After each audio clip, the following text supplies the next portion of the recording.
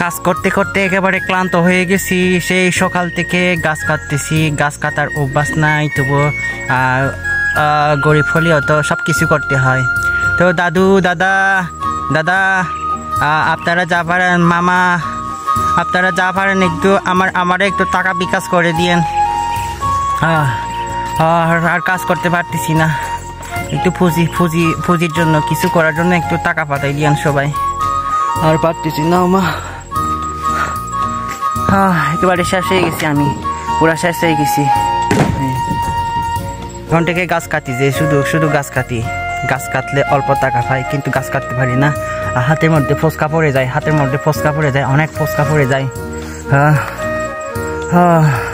আমার মুখটা দেখতে পাচ্ছেন, গরমে পুরা আমার মনে হচ্ছে আমার কান থেকে ধোঁয়া বাইর হচ্ছে, এরকম লাগতেছে, ধোঁয়া বাইর হচ্ছে, আমার জানটা একেবারে গরমে বের হয়ে যাচ্ছে।